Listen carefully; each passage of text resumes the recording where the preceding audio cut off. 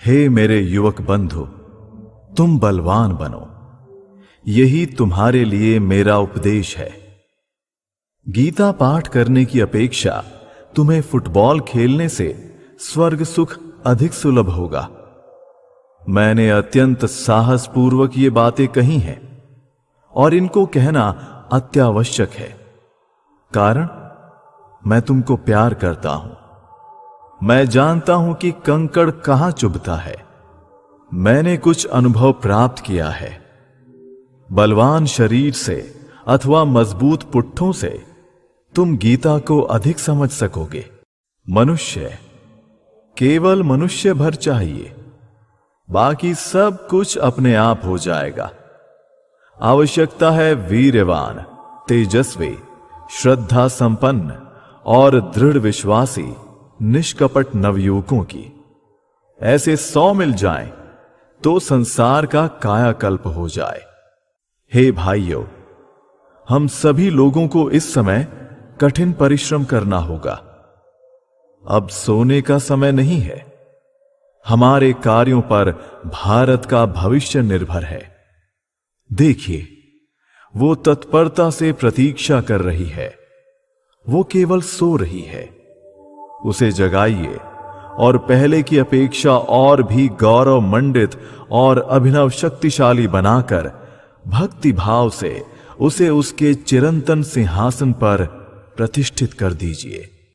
मेरा विश्वास युवा पीढ़ी में, नई पीढ़ी में है।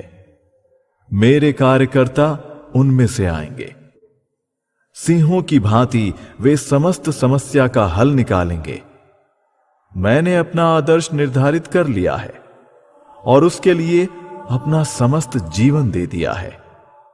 वे एक केंद्र से दूसरे केंद्र में उस समय तक फैलेंगे जब तक कि हम संपूर्ण भारत पर नहीं छा जाएंगे। यदि तुम्हें मुझ पर विश्वास है तो मैं कहूंगा कि तुम में से प्रत्येक का भविष्य उज्जवल है। अपने आप पर अगाध अटूट विश्वास रखो। वैसा ही विश्वास जैसा मैं बाल्यकाल में अपने ऊपर रखता था और जिसे मैं अब कार्यान्वित कर रहा हूं। तुम में से प्रत्येक अपने आप पर विश्वास रखो। ये विश्वास रखो कि प्रत्येक की आत्मा में अनंत शक्ति विद्यमान है।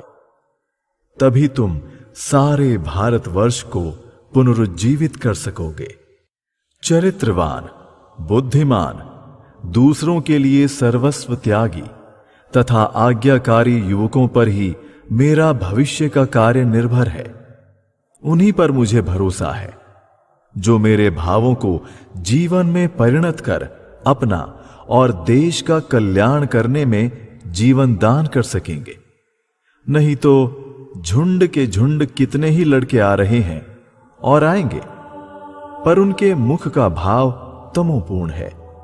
हृदय में उद्यम की आकांक्षा नहीं, शरीर में शक्ति नहीं और ना मन में साहस। उन्हें लेकर क्या काम होगा? मैं चाहता हूं कि मेरे सब बच्चे मैं जितना उन्नत बन सकता था उससे 100 गुना उन्नत बने। तुम लोगों में से प्रत्येक को महान शक्तिशाली बनना होगा। मैं कहता हूं अवश्य बनना होगा। आज्ञा पालन, ध्येय के प्रति अनुराग तथा ध्येय को कार्य रूप में परिणत करने के लिए सदा प्रस्तुत रहना, इन तीनों के रहने पर कोई भी तुम्हें अपने मार्ग से विचलित नहीं कर सकता। अब प्रश्न ये है कि काम करने वाले लोग कहां हैं? मद्रास के नवयुवकों, तुम्हारे ऊपर ही मेरी आशा है। क्या तुम अपनी जाति और राष्ट्र की पुकार सुनोगे? यदि तुम्हें मुझ पर विश्वास है तो मैं कहूंगा कि तुम में से प्रत्येक का भविष्य उज्जवल है। अपने आप पर अगाध अटूट विश्वास रखो। वैसा ही विश्वास जैसा मैं बाल्यकाल में अपने ऊपर रखता था और जिसे मैं अब कार्यान्वित कर रहा हूं। तुम में से प्रत्येक अपने आप पर विश्वास रखो। यह विश्वास रखो कि प्रत्येक की आत्मा में अनंत शक्ति विद्यमान है। तभी तुम सारे भारतवर्ष को पुनरुज्जीवित कर सकोगे। तुम संसार के सभी देवताओं के निकट रो चुके हो। क्या उससे क्लेश का अंत हुआ? भारत की जनता 6 करोड़ देवताओं के निकट रोती कलपती है और फिर भी कुत्तों की मौत मरती रहती है। ये देवता हैं कहां? जब तुम सफल हो चुकते हो तब ये देवता तुम्हारी सहायता करने आते हैं। अतः लाभ क्या है? अंत तक हिम्मत ना हारो। अंधविश्वासों के आगे ये घुटने टेकना, स्वयं अपने मन के हाथों अपने को बेच देना, मेरी आत्मा, तुम्हें शोभा नहीं देता। तुम असीम, अमर, अनादि हो। तुम असीम आत्मा हो। इस कारण दास होना तुम्हें शोभा नहीं देता। उठो, जागो। मैं फिर तुम्हें याद दिलाता हूं, कर्मण्येवाधिकारस्ते मा फलेषु कदाचन। तुम्हें कर्म का अधिकार है, फल का नहीं। चट्टान की तरह दृढ़ रहो। सत्य की हमेशा जय होती है। कदाचित हम लोग उसका फल देखने के लिए जीवित ना रहे, परंतु जैसे इस समय हम जीवित हैं, इसमें कोई संदेह नहीं है कि देर या सबेर इसका फल अवश्य प्रकट होगा। भारत को नव विद्युत शक्ति की आवश्यकता है, जो जातीय धमनी में नवीन स्फूर्ति उत्पन्न कर सके। ये काम हमेशा धीरे धीरे हुआ है और होगा। निस्वार्थ भाव से काम करने में संतुष्ट रहो और अपने प्रति सदा सच्चे रहो। पूर्ण रूप से शुद्ध, दृढ़ और निष्कपट रहो। शेष सब कुछ ठीक हो जाएगा। अरे, मृत्यु जब अवश्यम भावी है तो ईंट पत्थरों की तरह मरने के बजाय वीर की तरह मरना अच्छा है। इस अनित्य संसार में 2 दिन अधिक जीवित रहकर भी क्या लाभ? It is better to wear out than to rust out.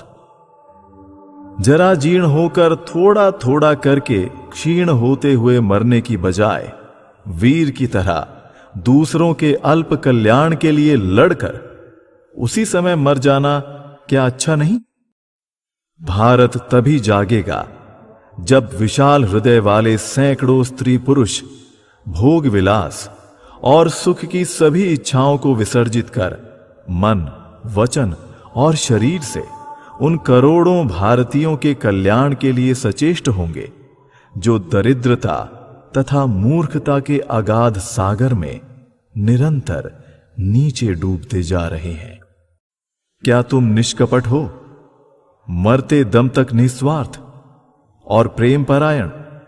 तब डरो नहीं, मृत्यु को भी नहीं। आगे बढ़ो। सारा संसार आलोक चाहता है, उसे बड़ी आशा है। एकमात्र भारत ही में ये आलोक है। ये रहस्यपूर्ण निरर्थक धार्मिक अनुष्ठानों में या छल कपट में नहीं है। ये उन उपदेशों में है जो यथार्थ धर्म के सार तत्व की महिमा की शिक्षा देती है, सर्वोच्च आध्यात्मिक तत्व की शिक्षा देती है। यही कारण है कि प्रभु ने इस जाति को इसके इतने सारे उतार चढ़ावों के बावजूद आज भी सुरक्षित रखा है। अब समय आ उपस्थित हुआ है।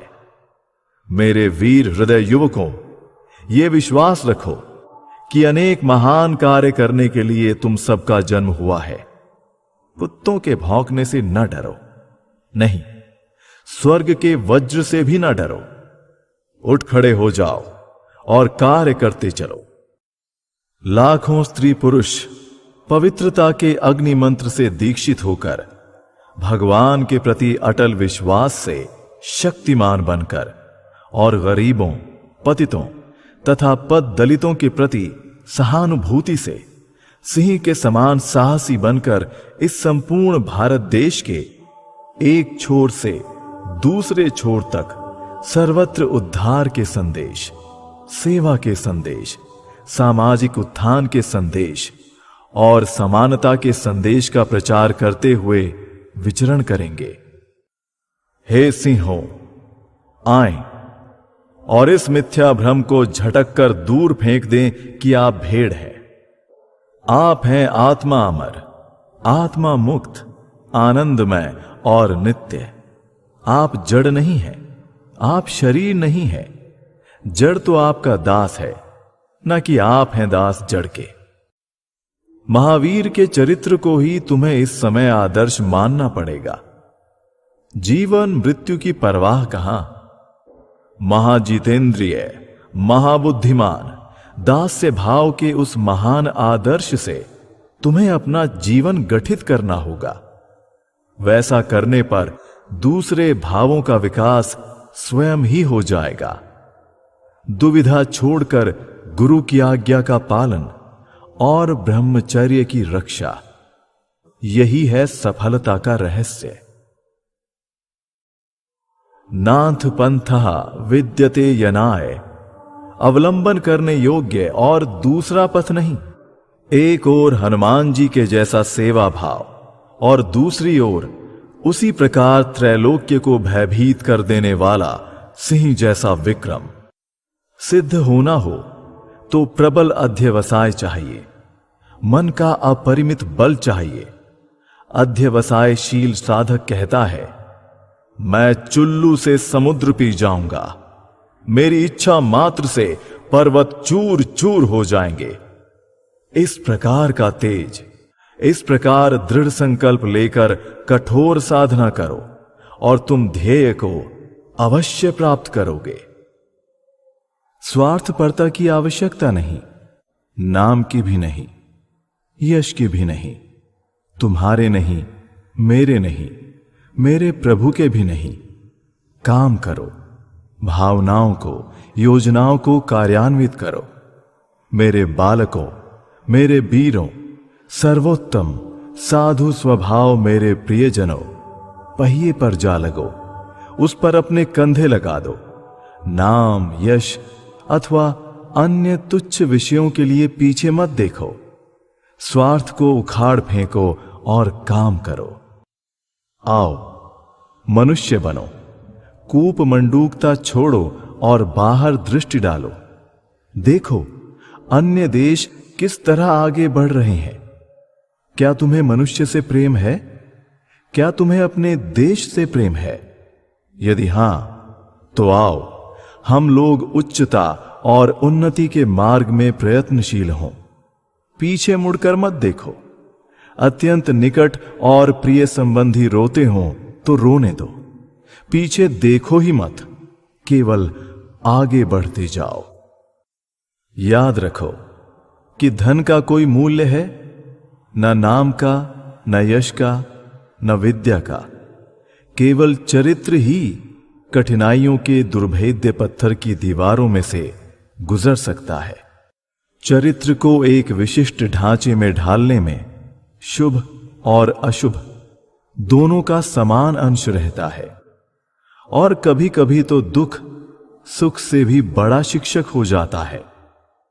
यदि हम संसार के महापुरुषों के चरित्र का अध्ययन करें तो मैं कह सकता हूं कि अधिकांश दृष्टांतों में हम यही देखेंगे कि सुख की अपेक्षा दुख ने तथा संपत्ति की अपेक्षा दारिद्र्य ने ही उन्हें अधिक शिक्षा दी है, एवं प्रशंसा की अपेक्षा आघातों ने ही उनकी अंतस्थ अग्नि को अधिक प्रस्फुरित किया है।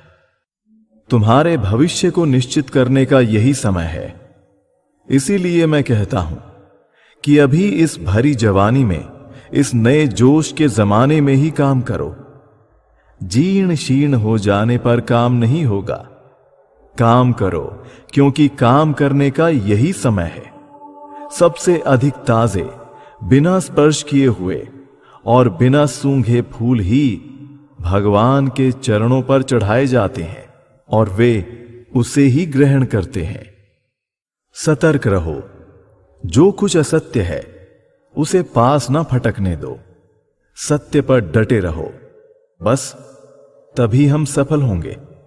शायद थोड़ा अधिक समय लगे, पर सफल हम अवश्य होंगे।